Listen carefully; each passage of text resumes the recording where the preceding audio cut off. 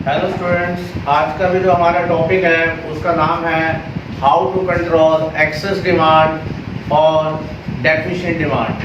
हम excess demand और deficient demand को कंट्रोल कैसे करेंगे, जो ऑलरेडी हमने इसको आपको पिछले लेक्चर में, पिछली वीडियो में आपको बता दिया था कि excess demand and deficient demand को कंट्रोल करने के लिए हमारे पास दो मेजर हैं, monetary policy and fiscal policy. तो आपको जो लास्ट लेक्चर में था, जो वीडियो में था, उसमें आपको सारी टर्म्स के मीनिंग बता दिए थे कि बैंक रेट क्या होता है, ओपन मार्केट ऑपरेशन क्या होता है। तो आप उसको करके इस लेक्चर को आपको बहुत ही इजी हो जाएगा आपका। तो अब हम जो टॉपिक लेने जा रहे हैं वो आज का टॉपिक लेने जा रहे हैं how to control excess demand. हम एक्सेस डिमांड को कंट्रोल कैसे करेंगे, यानी कि इन्फ्लेशन को कंट्रोल कैसे करेंगे, यानी कि इन्फ्लेशनरी गैप को कैसे कंट्रोल करेंगे। तो सबसे पहले हमें अपनी समस्या का, अपनी प्रॉब्लम का नेम पता होना चाहिए कि हम एक्सेस डिमांड को कंट्रोल करने जा रहे हैं। इसका मतलब मार्केट में aggregate demand is more than aggregate supply है। जब एग्रीगेट डिमांड एग्रीगेट सप्लाई से ज़्यादा हो जाती है तो वो मार्केट में इन्फ्लेशन क्रिएट करता है। तो इन्फ्लेशन का मतलब होता है continuously rising the price level. तो उस प्राइस लेवल को हमने नीचे लाना है। तो मॉनेटरी पॉलिसी में अब हम देखते हैं कि हमें क्या करना है। तो monetary measure to correct excess demand और इन्फ्लेशनरी गैप। तो आज हम जो करने जा रहे हैं वो सबसे पहले हम मॉनेटरी पॉलिसी करने जा रहे हैं, जिसमें मैं आपको बता देता हूँ कि आज का जो हमारा टॉपिक है वो इस पे भी रहेगा कि जो हम करने जा रहे हैं उसमें सबसे पहले हमारी जो टॉपिक है वो है मॉनेटरी पॉलिसी। तो मॉनेटरी पॉलिसी में अब हम इसको फॉलो करेंगे। तो दो पॉलिसीज हैं आपके पास। तो सबसे पहले हम इसको मॉनेटरी पॉलिसीज के थ्रू बताने जा रहे हैं आपको। तो उसके बाद हम फिस्कल पॉलिसी लेंगे। तो पहले जो हमारा टॉपिक है वो है मॉनेटरी मेजर्स ले रहे हैं, यानी कि monetary measures to correct excess demand और inflation demand. Monetary measures mean monetary policy. तो मॉनेटरी पॉलिसी जब हो जाएगी तो उसके बाद हम नेक्स्ट पॉलिसी लेंगे, फिस्कल पॉलिसी। तो मेरा टॉपिक था कि हम एक्सेस डिमांड को कैसे कंट्रोल करेंगे। नंबर 1 हमारे पास मेजर है, सबसे important, bank rate. Bank rate is that rate at which central bank provide loans to commercial bank. ये वो रेट होता है जिसके ऊपर आपका जो आरबीआई है, जो सेंट्रल बैंक है इंडिया का, वो अपने कमर्शियल बैंक को लोन प्रोवाइड करता है, क्रेडिट देता है on the basis of approved securities. तो सबसे पहली बात तो ये मैंने आपको पहले भी बता दिया है। तो बैंक रेट, अब हम क्या करना है, एक्सेस डिमांड को हमने नीचे लाना है। तो वेरी फर्स्ट जो सबसे इंपॉर्टेंट पॉइंट है, bank rate must be increase. Bank rate को हम बढ़ा देंगे, ये सबसे इंपॉर्टेंट पॉइंट है, क्योंकि बैंक रेट को अगर हम बढ़ाएंगे तो रेट ऑफ इंटरेस्ट इंक्रीज हो जाएगा, और रेट ऑफ इंटरेस्ट इंक्रीज हो जाएगा तो जो लोन है वो कॉस्टलियर हो जाएगा, लोन महंगा हो जाएगा। और जब लोन महंगा हो जाएगा तो आप उसको ये समझ सकते हैं डिमांड ऑफ लोन कम हो जाएगी, और डिमांड ऑफ लोन कम होगी तो demand of goods and services भी डिक्रीज हो जाएंगी। इससे हमारी जो एक्सेस डिमांड है वो अपने आप ही नीचे आ जाएगी। अब हम इस टॉपिक को समझ लेते हैं। Bank rate, it is the minimum rate at which central bank of a country gives credit to the commercial bank. इसमें जो सेंट्रल बैंक है वो आपको क्या करता है, कमर्शियल बैंक को लोन देता है against approved securities to contracted excess demand और इन्फ्लेशन। कॉन्ट्रैक्ट का मतलब होता है कि अब हमें इसको कम करना है। तो सबसे पहला पॉइंट है बैंक रेट को हम क्या करेंगे, बैंक रेट इज इंक्रीज। सबसे इंपॉर्टेंट पॉइंट, अगर आपने पेपर में डिक्रीज लिख दिया तो आपका क्वेश्चन गलत हो जाएगा answer. Bank rate is increase which further increases the rate of interest. तो जो रेट ऑफ इंटरेस्ट है वो आपका ज्यादा हो जाएगा, जिसको हम आरओआई कह सकते हैं। That is the lending rate of commercial bank. अगर आप बैंक रेट को बढ़ाएंगे, बैंक रेट कौन फिक्स करता है, सेंट्रल बैंक। और जो रेट ऑफ इंटरेस्ट वो रेट होता है जिसके ऊपर कमर्शियल बैंक जो होता है वो पब्लिक को लोन देता है। तो दोनों में पॉजिटिव रिलेशन होता है। अगर बैंक रेट बढ़ेगा तो रेट ऑफ इंटरेस्ट भी बढ़ेगा। तो bank rate increase, rate of interest increase. Rate of interest increase, it makes the credit costlier, demand for credit reduces, less money goes to the economy. जब loan महंगा हो जाएगा तो पब्लिक लोन लेगी नहीं, और पब्लिक लोन नहीं लेगी तो मार्केट में पैसा नहीं आएगा, और पैसा नहीं आएगा तो मार्केट में money goes to the economy, less money, ये ध्यान रखें, less money goes to the, and the purchasing power is controlled. Inflation में लोगों के पास पैसा ज्यादा होता है तो हमने उनकी परचेजिंग पावर को रोकना है, उन पर कंट्रोल लगाना है। एग्रीगेट डिमांड फॉल्स, और हम चाहते भी यही है, लास्ट में हमें यही मिल रहा है कि एग्रीगेट डिमांड हमने फॉल्स करनी है and excess demand is corrected. Okay friend, okay friend, तो सेकंड मेजर्स है जिससे हम एक्सेस डिमांड को कंट्रोल कर सकते हैं, उसका नाम है open market operation. Open market operation का जो टॉपिक है वो इससे रिलेटेड है कि जो आरबीआई है, जो सेंट्रल बैंक है, वो गवर्नमेंट सिक्योरिटीज को या तो परचेज करेगा या सोल्ड करेगा in the open market. It is that process in which central bank sold and purchase of the government securities. जो गवर्नमेंट के शेयर्स होंगे, डिवेंचर्स होंगे, उनको वो मार्केट में या तो बेचेगा या उसको खरीदेगा। तो अब इसकी हेल्प से हम एक्सेस डिमांड पे कंट्रोल कैसे कर सकते हैं, एक्सेस डिमांड को नीचे कैसे ला सकते हैं। सबसे फर्स्ट पॉइंट है जो आपका एग्जाम में सही होना चाहिए, वो ये है कि जो आरबीआई है, सेंट्रल बैंक है, उसको गवर्नमेंट सिक्योरिटी को सोल्ड करना चाहिए। जब सोल्ड करेंगे तो पब्लिक उसको परचेज करेगी, और पब्लिक का जो पैसा है या तो वो कैश में लेगी पब्लिक या चेक के थ्रू लेगी। अगर कैश के थ्रू लेगी तो घरों में कैश कम हो जाएगा, और अगर चेक के थ्रू लेगी तो बैंकों में से पैसा निकलकर किसके पास चला जाएगा, आरबीआई के पास चला जाएगा, जिसके कारण बैंकों के पास लोन देने के लिए पैसा कम बचेगा। और अगर वो बैंक लोन ज़्यादा नहीं दे पाएंगे तो इकॉनमी में मनी सप्लाई का जो फ्लो है वो कम हो जाएगा, और उसके कारण जो demand of goods and supplies है वो भी कम हो जाएगी, और इस तरह से एक्सेस डिमांड आपकी है वो कंट्रोल में आ जाएगी। तो जब वो गवर्नमेंट सिक्योरिटी ज़्यादा से ज़्यादा बेची जाएंगी और पब्लिक खरीदेगी, पब्लिक या तो कैश में खरीदेगी या चेक से पेमेंट करेगी। अगर चेक से पेमेंट करती है तो उससे क्या होगा, बैंकों में से पैसा निकलकर आरबीआई के पास चले जाएगा, जिससे कि पैसा लेंड करने के लिए बैंकों के पास पैसा कम बचेगा। Open market operation, it refers to the purchase and sale of government securities in the market by the central bank. To control excess demand, government securities are sold. सबसे पहला पॉइंट आपका ये सही होना चाहिए।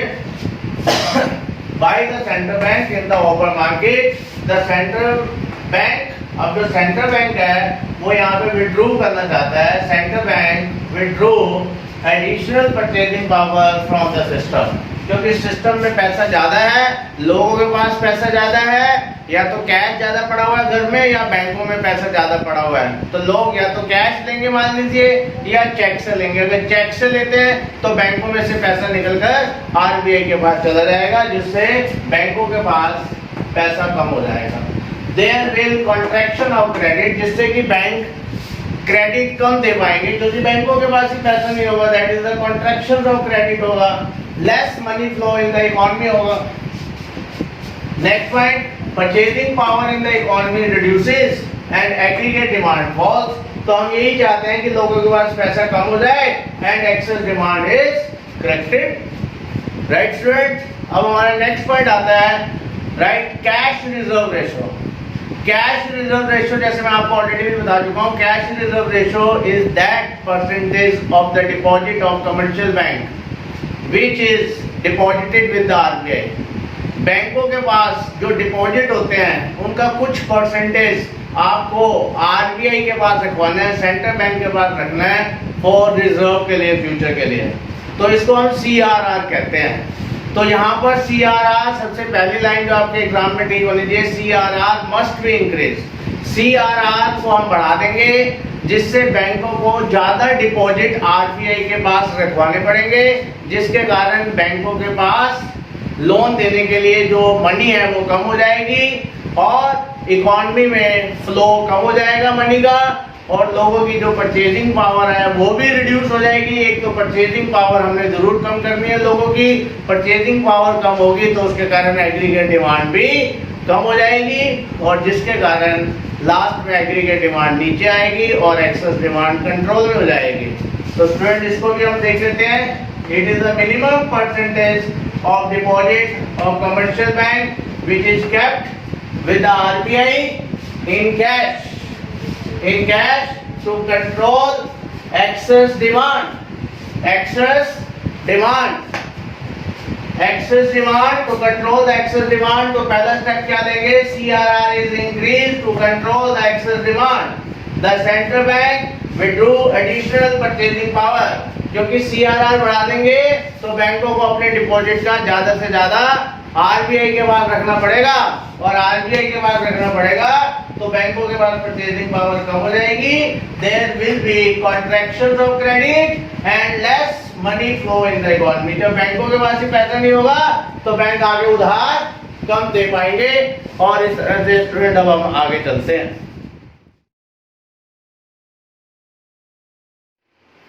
ओके स्टूडेंट्स, तो next point है purchasing power in the economy reduces and aggregate demand falls. तो एग्रीगेट डिमांड को बेटे हम फॉल्स कर देंगे एंड एक्सेस डिमांड जो है वो अपने आप ही सही हो जाएगी। अब हमारा नेक्स्ट टॉपिक है स्टैट्यूटरी लिक्विडिटी रेशियो, जिसको हम SLR कहते हैं। CRR और SLR में आपको डिफरेंस जानना बहुत जरूरी है। CRR में होता है कि बैंकों के पास जो डिपॉजिट्स होते हैं उसका कुछ परसेंटेज RBI के पास रखवाना पड़ता है, लेकिन SLR में क्या होता है कि बैंकों को अपने डिपॉजिट का कुछ परसेंटेज RBI के पास नहीं रखवाना है, अपने पास ही रखना है लिक्विड एसेट की फॉर्म में।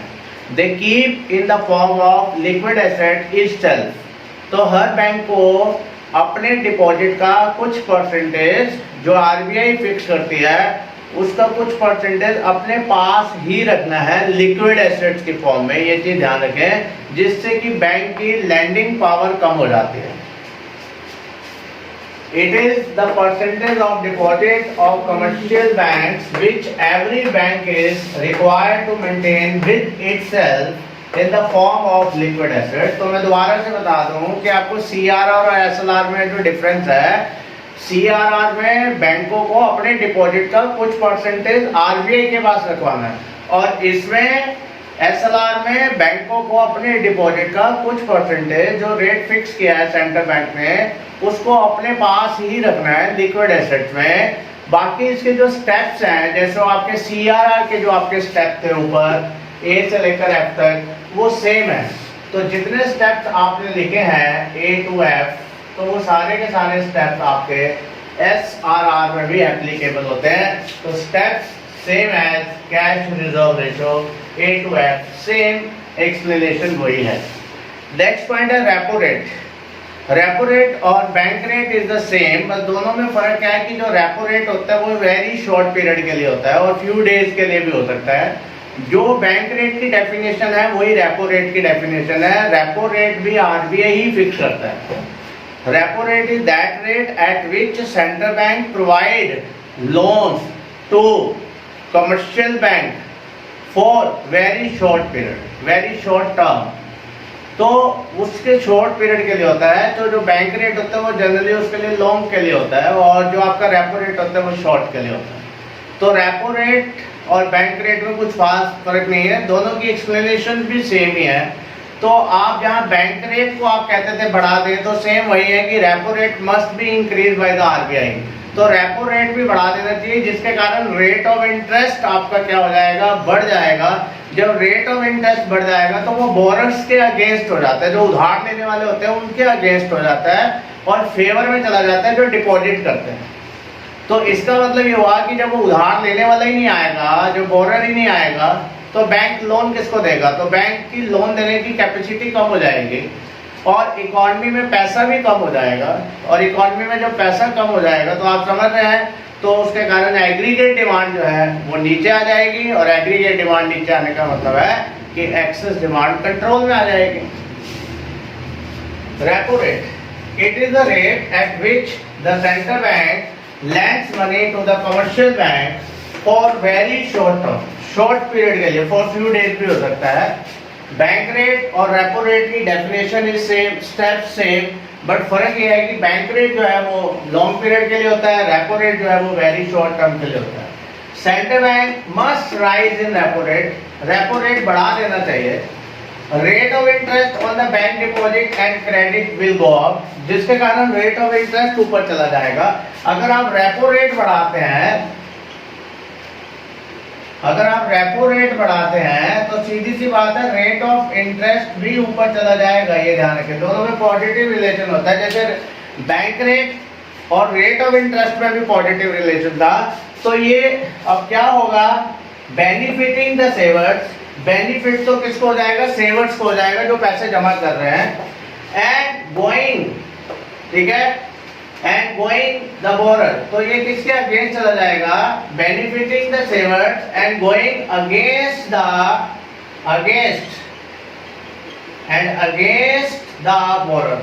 तो ये अगेंस्ट हो जाएगा जो उधार लेने वाला होता है। लैंडिंग भी कम कॉस्टली हो जाएगी क्योंकि रेपो रेट बढ़ गया, रेपो रेट बढ़ेगा, रेट ऑफ इंटरेस्ट बढ़ेगा। Money supply in the economy control, यानी कि ज्यादा आएगी नहीं, मनी सप्लाई रिड्यूस हो जाएगी। तो aggregate demand falls and excess demand is corrected. Okay friends, हमारा जो नेक्स्ट पॉइंट है वो है रिवर्स रेपो रेट। अभी आपने रेपो रेट पढ़ा, रेपो रेट और रिवर्स रेपो रेट में क्या डिफरेंस है।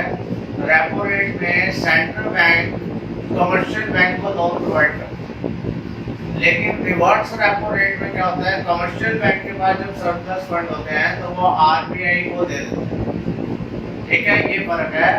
जो कमर्शियल बैंक होता है वो आरबीआई को जब देते हैं अपने सरप्लस फंड्स तो उसको हम रिवर्स रेपो रेट कहते हैं। और जब आरबीआई कमर्शियल बैंक को लोन के लिए पैसा देता है तो उसको हम रेपो रेट कहते हैं। Reverse repo rate is the rate at which commercial bank, इसमें आप देख रहे हैं commercial bank can deposit their surplus funds with the central bank as and when required, as and when required। जब उसको जरूरत होती है तो उसके बाद रखवा देता है।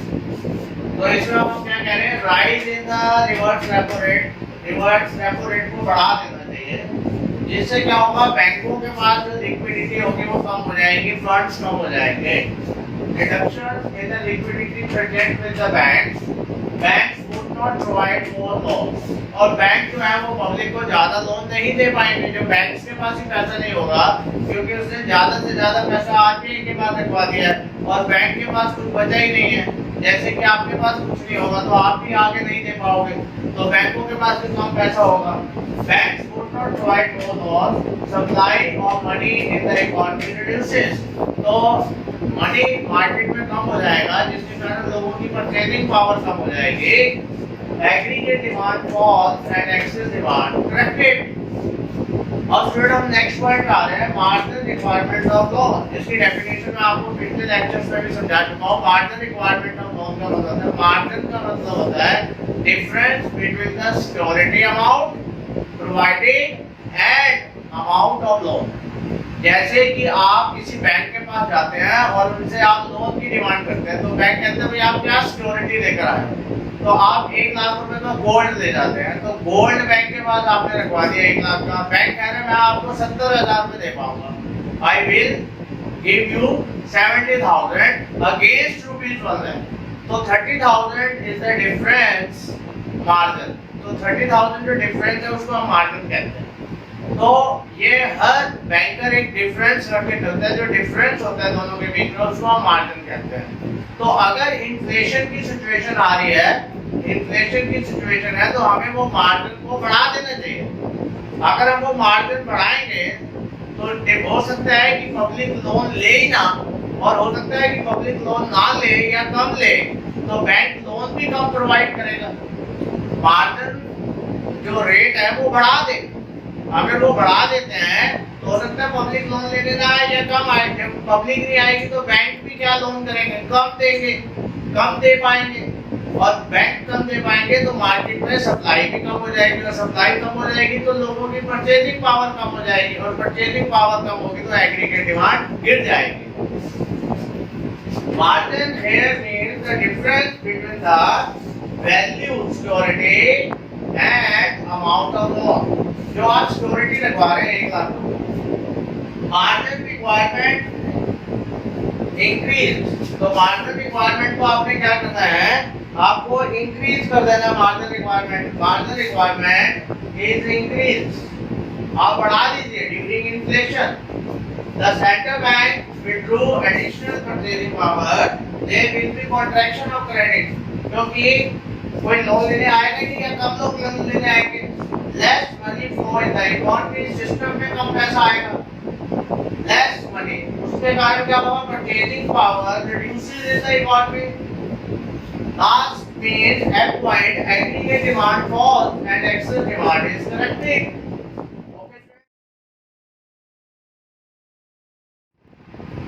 ओके स्टूडेंट, अब हम जो पॉइंट कर रहे हैं वो है डायरेक्ट एक्शन. डायरेक्ट एक्शन में क्या होता है? जो आरबीआई होता है वो बैंकों से ये एक्सपेक्ट करता है कि जो उसने पॉलिसी बनाई है वो उसको फॉलो करे.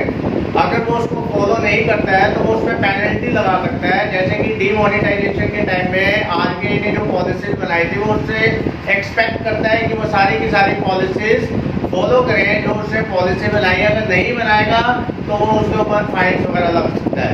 तो इन्फ्लेशन के टाइम में बैंकों को ये कहा जा सकता है कि आप लोन कम प्रोवाइड करें, या आरबीआई कह सकता है बैंकों को कि आप पब्लिक को लोन कम से कम दें, क्योंकि इन्फ्लेशन में लोगों के पास ज़्यादा पैसा होता है. तो इस तरह से कुछ फैसिलिटीज दे सकता है और कुछ फैसिलिटीज ले भी सकता है आरबीआई. तो जब देश में इन्फ्लेशन चल रहा हो तो हम बैंकों को कह सकते हैं कि आपने लोन कम से कम देना है. Direct action refer to all the control and direction. इसमें सारे अंदर के सारे कंट्रोल आ जाते हैं और डायरेक्शन आ जाती है which central bank may enforce on commercial bank. जो कमर्शियल बैंक में लगाया जाता है, commercial bank to regulate their lending and investment activities. कि बैंकों वालों को कितना लोन देना है, कितना लोन नहीं देना है, ये सारा डिसाइड जो है वो आरबीआई करता है. और आरबीआई एक्सपेक्ट करता है कि वो उसकी पॉलिसीज को ओबे करे, उसके पीछे पीछे चले. अगर वो नहीं चलता है तो क्या हो सकता है? तो उसके ऊपर वो डायरेक्ट एक्शन में include the following reason. To refuse the loan कह सकता है, टू इम्पोज मॉनेटरी पेनल्टीज कर सकता है, to refuse rediscounting bills of commercial bank. तो इसमें मेन पॉइंट है कि इन्फ्लेशन के दौरान में वो ये बैंकों को कह रहा है कि आपने पब्लिक को रिफ्यूज कर दो कि आपने लोन नहीं देना है या कम लोन देना है, क्योंकि इन्फ्लेशन में लोगों के पास पहले ही पैसा है. टू इम्पोज मॉनेटरी पेनल्टीज लगा दीजिए. अगर बैंक वाले फॉलो नहीं करेंगे तो उस पर पेनल्टी लगाएगा, अपनी पॉलिसी को टाइट कर देगा वो. To refuse rediscounting of bills of commercial bank. अगर कमर्शियल बैंक के जो बिल्स हैं वो उसको रीडिस्काउंटिंग करने से मना कर सकता है आरबीआई. कह रहे भाई हम नहीं देंगे. तो बैंक रेट में हमने पढ़ा था कि जिस रेट पर वो बैंकों को लोन देता है. अब आता है regulation of consumer credit. Inflation में लोगों के पास पहले ही ज़्यादा पैसा होता है, तो हमें रेगुलेशंस करना है कंज्यूमर क्रेडिट को. यानी कि जो हम वो बाइक ले रहे हैं, जो वो कार ले रहे हैं, या कोई घर में और अप्लायंसेस ले रहे हैं, वो इंस्टॉलमेंट सिस्टम पे ले रहे हैं. तो गवर्नमेंट क्या कर सकती है, आरबीआई क्या कर सकता है कि उनको कुछ पॉलिसीज लगा दें कि भाई आपकी जो डाउन पेमेंट है, डाउन पेमेंट वो होती है जब आप कोई गाड़ी लेने जाते हैं और उस टाइम में आप जो फर्स्ट इंस्टॉलमेंट आप कह सकते हैं साइनिंग अमाउंट, जैसे आप 10 लाख की गाड़ी लेने जा रहे हैं, 2 लाख रुपए आप कैश देते हैं, तो वो जो 2 लाख रुपए है वो आपका डाउन पेमेंट होता है, उसको आप बढ़ा दीजिए. क्योंकि लोग गाड़ी खरीदने नहीं आएंगे तो बोलिए 4 लाख लेकर आए तो गाड़ी मिलेगी. तो डाउन पेमेंट को बढ़ा सकते हैं, नंबर ऑफ इंस्टॉलमेंट को कम कर सकते हैं इन्फ्लेशन के दौरान में, क्योंकि लोगों के पास पैसा ज़्यादा होता है. तो इसलिए हमने कंज्यूमर क्रेडिट के ऊपर कंट्रोल लगाना है, उसको बढ़ाना नहीं है, उसको कम करना है, ताकि लोग कम से कम प्रोडक्ट खरीद सकें.